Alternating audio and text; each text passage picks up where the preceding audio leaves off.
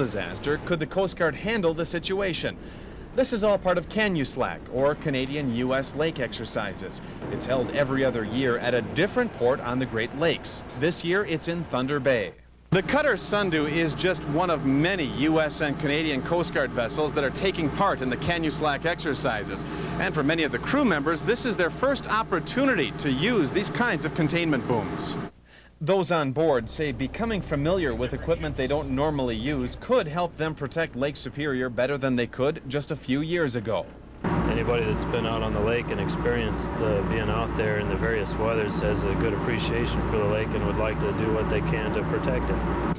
A good portion of these exercises takes place indoors. Clay Fuss, the port commander in Duluth, is the deputy on-scene coordinator for this mock incident.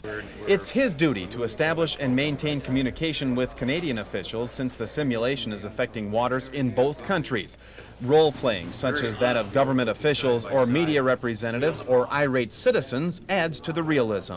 Everybody's playing a role, and what it does is it gets the response people like myself really into the roles that we're supposed to play, which is to try and control the situation and be calm and not get too excited, but yet there is a lot of pressure applied. Fust says establishing communication between U.S. Coast Guard offices is difficult enough, but adding a dual agency response creates even more problems. This provides a trial and error situation to find what works. We make a note of it, we write it into our plans so that next time we don't have to reinvent the wheel. An example of the need for communication, a Canadian Coast Guard helicopter can be called in to assist. The pilot, George Ball, says he is learning how the U.S. system operates and is finding few barriers in working with his American counterparts. Surprisingly, there are a lot of similarities, even though the structures of their Coast Guard and our Coast Guard is quite different. They being a military operation, us being a civilian operation. However, we've learned a lot from this exercise. And at the end of each day, the crews gather for a debriefing. They discuss the progress made in containing the fictitious oil spill and establish a game plan for the next phase of operation. In Thunder Bay, with photographer Dave Stokes, Joe Thornton, KDLH News.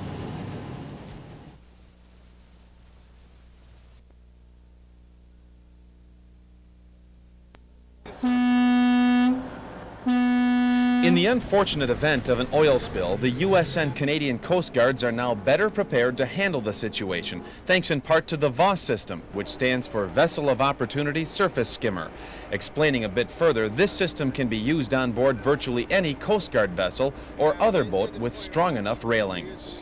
The VOS system will be kept in Detroit on a permanent basis, but if a need arises anywhere on the Great Lakes, it can be deployed to any of the vessels that are equipped to handle it, such as the Sundew, within a matter of just a few hours.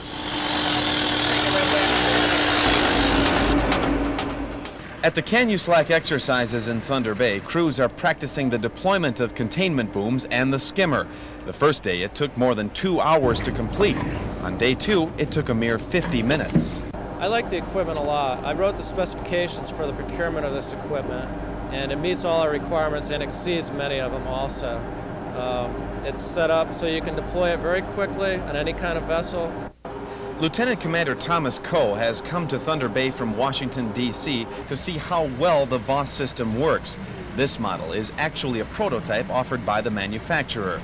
The system works by containing oil in the booms as the vessel moves slowly through a spill area. The skimmer then picks up the oil on the surface, moving thousands of gallons in just minutes.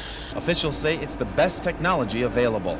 Pretty much is, because we've got basically the state-of-the-art Weir skimmer system, which is about 80% efficient. That means they'll collect 80% oil and about 20% water.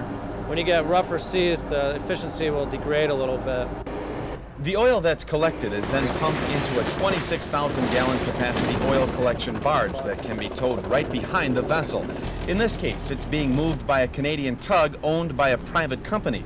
This is an example of how, in the event of an emergency, any and all available resources can be called in. The Coast Guard wants everyone prepared. Very good. And part of that is this sort of thing, first response for any sort of spills or emergencies in the harbor. And we've had several calls for that over the years. There was an oil spill, a small one, about 3 years ago, and we worked on that for 28 hours straight. The tug captains say they are glad to see this equipment coming to the Great Lakes. They see firsthand the risks associated with moving so many ships in and out of port.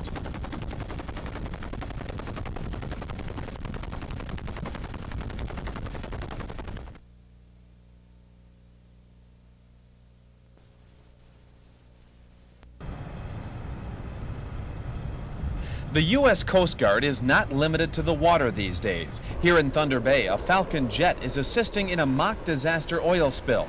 This aircraft is among the most versatile in the world. It uses what's known as an air eye system and side-looking airborne radar to detect vessels, spills, or virtually anything on the water. Lieutenant Mark Morrow says, however, protecting people is this aircraft's most important function. Everything the Coast Guard uses seems to be squeezed for everything it's worth, and this airplane's no exception to that rule. Our missions for this aircraft include search and rescue always is the primary. We will divert from any other mission to do the search and rescue mission. To accomplish a rescue from a jet may sound impossible, but this Falcon is modified with a trap door at the bottom of the fuselage. Rescue rafts and supplies can be dropped to a ship in distress or to people in the water. But the Falcon really shows its versatility in the air. There are 7 jets equipped for the air eye systems and only 5 people qualified to operate the surveillance gear. John Schirmersheim is well versed in radar and ultraviolet theory, and that's a must since the high-tech equipment doesn't operate itself. And in an environmental disaster such as a spill, locating the target is top priority. So we have to be a little bit imaginative when it comes to actually detecting the oil spill. We're looking at a soft target, not a hard target such as an iceberg or a ship. We're actually out there chasing ghosts. Those ghosts, as he terms them, are a reality quite often. Schirmersheim flew in one of these jets over oil spills in the Persian Gulf following the war with Iraq. He says exercises like CanUs in Thunder Bay are invaluable. Very satisfying there if you have a hand in the cleaning up of the oil spill.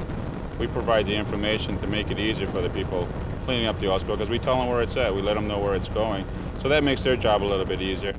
The roles for this jet will likely continue to expand, and that's exactly what pilots and operators hope for. One day you'll be flying at high altitude, going somewhere to transport something. The next day you'll be out buzzing boats at 100 feet trying to get an ID on boats that could possibly be in a closed fishing area.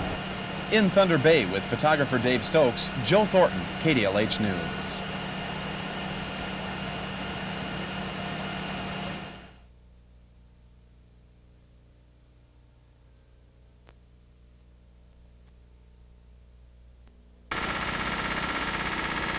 Deploying an oil containment boom may appear to be a relatively simple task, but it's such a key part of disaster prevention that Coast Guard officials want crews to be prepared to go at a moment's notice with no questions. That's where the Atlantic Strike Team fits into these exercises in Thunder Bay. The team is always on alert. We were commissioned on the 5th of September last year, and on the 6th of September I was aboard a tanker in Delaware Bay that had spilled oil in Delaware Bay, and so less than 24 hours after being placed in commission, we were already responding to oil spills on the East Coast. Less than 10 months later, the Atlantic Strike Team responded to the benzene spill in Superior, which forced the evacuations of thousands of people from the Twin Ports. The strike team was on the scene in less than 24 hours, handling countless logistic and technical problems.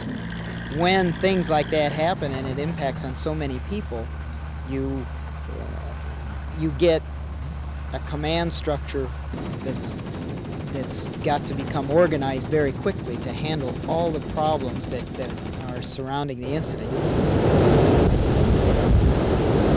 Another example of training put to use will go back to the summer of 1985.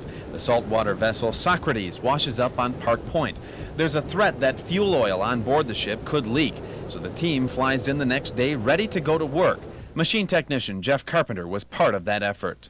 I was told it was only something like 70,000 gallons of fuel oil on board.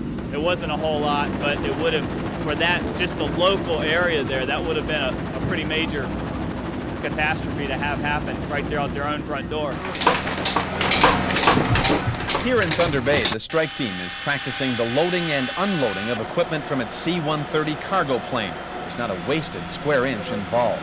Team members say another benefit of on-scene exercises is getting public awareness of the Coast Guard's role and readiness for disaster situations.